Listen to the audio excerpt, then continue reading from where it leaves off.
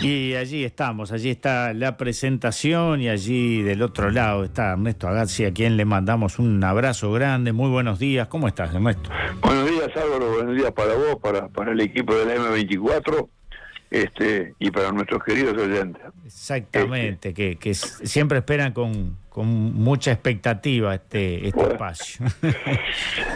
Sabes, Álvaro, que la vez anterior nosotros llegamos y hasta el fin de la revolución artiguista. Dijimos cuáles eran los principios fundamentales, esos principios que quedaron en frases, en símbolos que tanto queremos los uruguayos, pero fue un proceso muy breve, duró 6 años solamente. Entonces yo lo digo porque vamos a ver lo que pasó después. Fue glorioso, todos recordamos la figura de Fernando Torgués, de Venancio Benavides, de La Valleja, de Encarnación Benítez, y los principios del reglamento de tierras, del reglamento aduanero, pero todo aquello fue derrotado, no pudo ser. En América se había planteado esto globalmente, ¿no? Ahora, muchos de los planteos que se hicieron en aquel tiempo perduraron, a pesar de que el proceso fue breve. Pero, en realidad, ¿qué era la economía en aquel tiempo? Después de la revolución artiguista todo quedó muy destrozado, ¿no? Nosotros veníamos de una banda oriental de comienzo de siglo. La ganadería era una ganadería de la colonia, una ganadería a cielo abierto. Había indígenas que tenían animales, había criollos, había españoles, portugueses, había una población importante de navegantes, llegaban los barcos acá y se fugaban de los barcos. Muchos franceses se metieron en Maldonado, estaban los jesuitas, había un desorden mayúsculo en la banda oriental en aquellos años, que venía de antes incluso de crearse la ciudad de Montevideo, ¿no? En Montevideo se concentraban hacia principios del siglo XIX, era la corona, era Europa, era España, ¿no? Claro. Se juntaban los jueces, los militares. Era chica Montevideo, tenía 20.000 habitantes a principios del siglo, ¿no? Y en realidad era la sociedad del cuero, la civilización del cuero, ¿no? Porque la carne quedaba en el campo, ya de esto habíamos hablado, ¿no? Sí. Era la civilización del cuero, de la grasa, del cebo. ¿Por qué? ¿Qué pasa? Lo que abundaban acá eran los pastizales, los bosques, el agua, ¿no?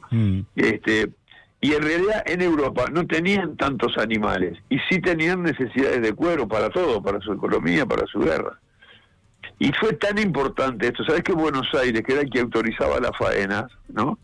Creó una renta para construir los propios de Buenos Aires, y esa renta era 1/3 de la faena, o sea, autorizaban a faenar y 1/3 era para la renta de Buenos Aires, ¿no?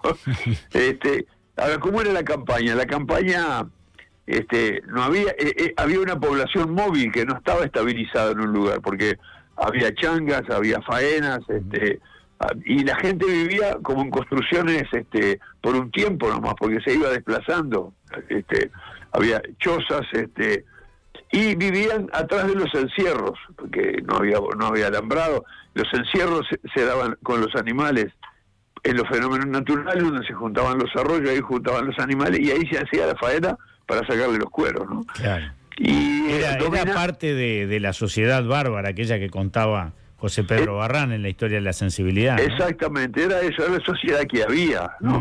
Los ganados, abundaban ganados cimarrones.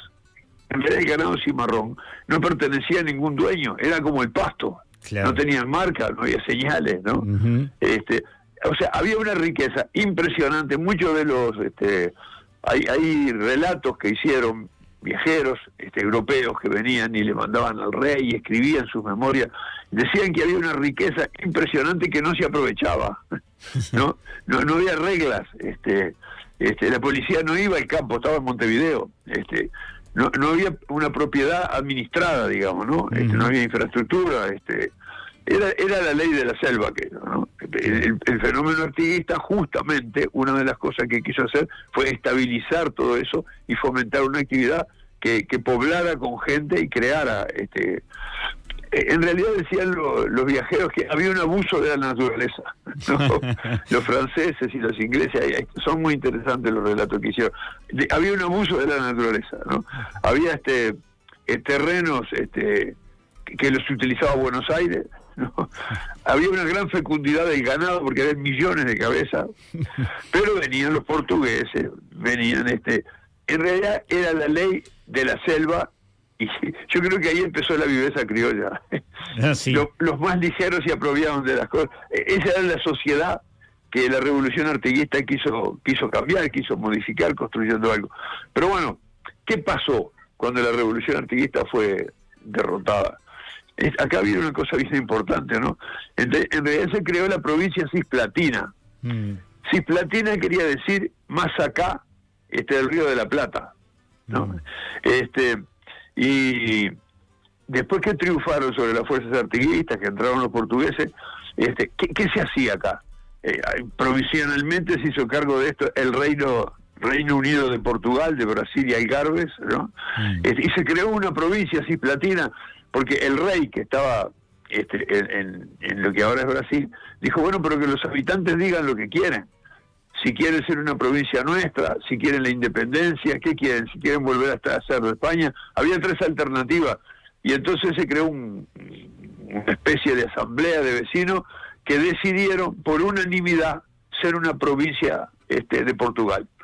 Así que durante 11 años, Álvaro, durante 11 años, de 1917 a 1928, aquí había una bandera verde, dos franjas verdes con una franja blanca y un emblema. Fuimos portugueses, fuimos una provincia cisplatina del Reino de Portugal.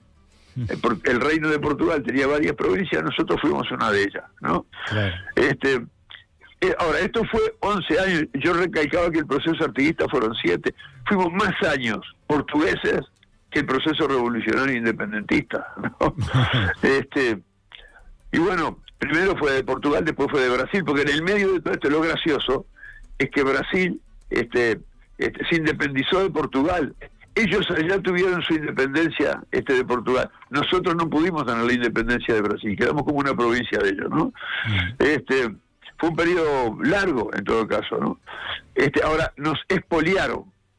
En realidad, los brasileros, cuando empezó el proceso brasileño, en Río Grande do Sur habían 13 saladeros, en 1817. En 1825 habían 120 saladeros en Río Grande do Sur. Fueron millones de cabezas que se arriaron para los saladeros brasileños. Allá sí producían carne salada, además de los cueros, ¿no? Yo creo que la provincia oriental, cuando terminó la revolución artiguista, en esta etapa, había quedado destrozada. Habían quedado solamente 2,5 millones de cabezas de ganado. Sobre las revoluciones son bravas, claro. Precisan que los soldados coman, andaban tropas revolucionarias por acá y por allá, y españolas, entonces había que, todo eso fue bastante complicado, porque veníamos de ese tipo de economía, del desorden mayúsculo, ¿no? En realidad, en Montevideo estaba representada, digamos, en esa etapa, la parte administrativa, los europeos, los jueces, los militares, y en el resto del territorio era la civilización del cuero. Ya decíamos que la carne quedaba tirada, ¿no? Sí. Muy bien, entonces, ¿qué había que hacer? Vino el proceso independentista nuestro, a partir de los 33 orientales y la playa de la Graciada y toda esa historia, ¿no? Y terminó todo esto en 1830 con la independencia, declarando írritos y nulos todos los lazos que nos unían a no sé quién. Y nos independizamos y hicimos una constitución. Es bien gracioso porque en otros territorios de aquellos años, primero existía una nación, después se construyó un Estado y después se hacía una constitución. Acá fue al revés. Acá primero, después que nos independizamos, hicimos la constitución, que en realidad la constitución no la hicimos nosotros. La constitución la hicieron todos los leguleyos que habían estudiado en Córdoba. La mayoría de la gente acá no. era analfabeta, aquí vamos a redactar una constitución. La constitución nuestra fue un recorte y pegue de otras constituciones. Claro. Pero en eso no vamos a entrar. Lo que yo digo es que tuvimos un libro escrito que se llamaba Constitución y ahora habría que construir un país. Claro. ¿No? A partir de eso. A partir de que ya teníamos una constitución, había que construir un país, ¿no? Uh-huh. Y era complicado porque ¿cómo hacíamos para construir convivencia política? ¿No? En realidad empezó todo un proceso donde se elegía un presidente, pero no se esperaban 4 años para elegir al otro, ¿no? Claro. En todo el siglo, un solo gobierno terminó el mandato, un presidente, y lo pasó al presidente siguiente. Fue en 1860, cuando Gabriel Pereira le pasó la presidencia a Bernardo Berro. Y fue un siglo lleno de generales, de coroneles, de brigadieres. Hubieron 9 militares que fueron presidentes, ¿no? Y hubieron 2 revoluciones armadas, ¿no? El Sitio Grande, que duró 9 años, y la Revolución Tricolor, que fue muy corta, pero fue importante, ¿no? Claro. Y cuando empieza el siglo, en realidad, en Montevideo había 22, 23 mil habitantes, ¿no? Y fue un siglo, va a ser difícil, pero me parece que es imprescindible decir algunos rasgos principales de cómo éramos en la República Oriental del Uruguay en aquel tiempo, para después entrar, digamos, en la relación entre el campo y la ciudad. Tenemos que ver cómo fue la economía, cómo se fue construyendo, cómo fue la política, ¿no? Claro. Vamos a hacer unas pinceladas medias gruesas, Álvaro, pero bueno, no hay más remedio que hacerlo así, ¿no? Sí, por supuesto. En realidad, se elegían presidentes, y enseguida aparecía alguien que se oponía y había discusión, pero no había partidos políticos, ¿no? Como los conocemos hoy, ¿no? En realidad, yo decía que se eligió el presidente, lo que había eran facciones, se llaman, eran camarillas de gente que se conocía, que se tenía confianza, ¿no? Y en realidad todo empezó con gran desconfianza del gobierno. La propia Constitución fue redactada con una cierta desconfianza del gobierno porque no había mecanismos democráticos para elegir las cosas como hay hoy, ¿no? Claro. Y sobre todo había que cuidarse de los caudillos. Y el primer presidente fue un caudillo, ¿no? Como no podía ser de otra manera, ¿no? Entonces, el primer presidente fue Rivera, ¿no? Pero La Valleja al poco tiempo se levantó en armas, planteando que había que destituir a Rivera, ¿no? Después el segundo presidente fue Oribe, y Oribe era diferente, porque Rivera se instaló en Durazno. La primera presidencia lo que tuvo que hacer fue tratar de calmar y de ordenar aquel desorden, ¿no? Claro. Y no había más remedio que hacer eso, ¿no? Porque había una desconfianza muy grande, una sociedad muy destrozada, ¿no? Había que pacificar al país, decía el presidente de la República, ¿no? Claro. Ahora, el presidente de la República había votado la Cisplatina. O sea, la Cisplatina había salido por una votación unánime de una asamblea de vecinos, y Rivera había votado la Cisplatina. Después fue el primer presidente de la República Oriental del Uruguay. Estas cuestiones de la historia son bastante interesantes, ¿no? Verdad que sí. Oribe trató de ordenar, era un tipo austero, bastante ordenado, pero Rivera le organizó una guerra civil, ¿no? Esto estaba muy influido por lo que pasaba también en Buenos Aires, en las guerras que había entre los unitarios y Rosas. Eso influyó bastante, porque muchas veces los ejércitos cruzaban, influían en las direcciones y además se aliaban con las distintas autoridades de acá. En realidad, yo decía que Oribe fue presidente en el 35, pero Rivera le hizo una guerra civil y pasó una cosa graciosa, porque se declaró el dictador Rivera, pero pasó en 1839 una cosa que hubo un presidente legítimo, legal, que fue Oribe porque había sido electo, y hubo un presidente también legal, Rivera, que había sido electo como presidente, también a pesar de que era el dictador. No, habían 2 presidentes legales en 1839, ¿no? Así que desde el punto de vista político era un desorden muy grande, y capaz esto tuvo su culminación a partir del 39, la Guerra Grande, ¿no? En esa guerra participaron uruguayos, vascos, franceses, españoles, italianos, argentinos, y fue una guerra larga, fue hasta 1851, que terminó por cansancio, ni vencidos ni vencedores, ¿no? Y después vino la etapa del militarismo. Después vinieron, ya conocemos los nombres de La Torre, de Santos, de Tajes, ¿no? Ahora, no habían partidos, se fueron creando facciones, pero no habían partidos ideológicos con un programa, ¿no?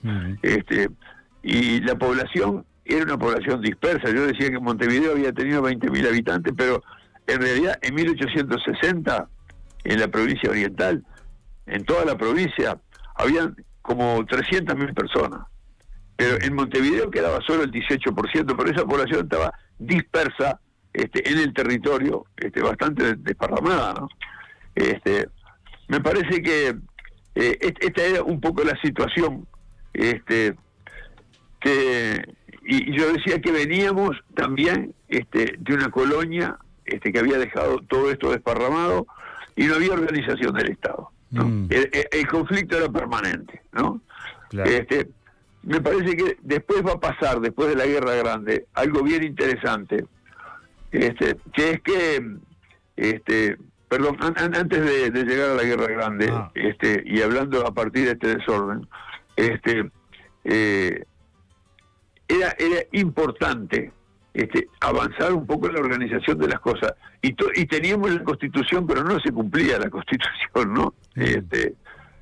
Y empezaron a venir, después de la Guerra Grande, pasó una cosa interesante, porque en aquel desorden bajó mucho el precio de la tierra, y esto facilitó que vinieran inmigrantes, vinieron distintos tipos de inmigrantes, algunos que eran trabajadores con conocimiento que venían de Europa, algunos trajeron un poco de capital, y también esos inmigrantes trajeron algo importante, que fue un cierto espíritu empresarial. Nuevo era eso en nuestra región, ¿no? Ahí se empezaron a organizar la economía un poco, ¿no? Vino el alambrado, vinieron las marcas del ganado, se creó el código rural, se mejoraron las razas, ¿no? Claro. El precio de la tierra había bajado mucho. Cuando había empezado la Guerra Grande, mira, la tierra valía $1.50 la hectárea, ¿no? Y pasó, cuando terminó la guerra, valía 0.60. Esto permitía, y además la otra cosa que había era muchos hacendados ricos brasileños que nos habían quedado desde cuando éramos cisplatinos, ¿no? Claro. Y había y estos inmigrantes que empezaron a venir acá, guiados, digamos, porque se fueron instalando, también venían como producto de lo que sucedía en Europa, ¿no? Que muchos de esos estaban buscando hacer sus negocios, ir a lugares más tranquilos, y toda esta provincia, toda esta zona de acá, no solo la provincia oriental, sino todo el Río de la Plata, estaba visto muy bueno porque tenía condiciones muy lindas, era muy bueno para hacer negocios. Vinieron inmigrantes escoceses, inmigrantes ingleses, inmigrantes irlandeses, catalanes, vascos, españoles, franceses, o sea, y también algunos que eran jornaleros, que trajeron algo de capital y que sabían trabajar. Hay algunos casos, el primer Stirling que vino acá, que después fueron propietarios muy grandes y son hoy propietarios grandes todavía, era ebanista, era carpintero, ¿no? Pero, o sea, era gente que venía del capitalismo europeo, cuando acá éramos un tanto medieval, aunque teníamos una constitución republicana. Ese fue el parto de nuestras instituciones, ¿no? Buenísima síntesis. Ernesto, la seguimos en 15 días, ¿te parece? Ahí... Bueno, entonces, en 15 días vamos a hablar después de la Guerra Grande y cuando se empieza a construir la economía en la banda oriental. Y vamos a seguir reflexionando estas cosas antes de llegar al siglo XX, que ya estamos un poquito más cerca, Álvaro. Sin duda. Mira, acá Lourdes dice: siempre un placer escuchar al vecino Agassi, manda saludos. José Cato desde Suecia dice: sin duda que al flaco se lo espera siempre, gran abrazo para él, con quien compartimos muchos momentos y etapas. Y bueno, así siguen llegando algunos mensajes, quería por lo menos compartir contigo alguno de ellos. Está bien, bueno, eso me estimula para seguir haciendo este repaso de la historia para ver cómo es la relación entre el campo y la ciudad en el desarrollo de nuestro país, Álvaro. Muchísimas gracias, un gran abrazo, nos reencontramos. Nos reencontramos entonces, Álvaro. Muy bien, hasta el otro martes. Hasta el otro martes.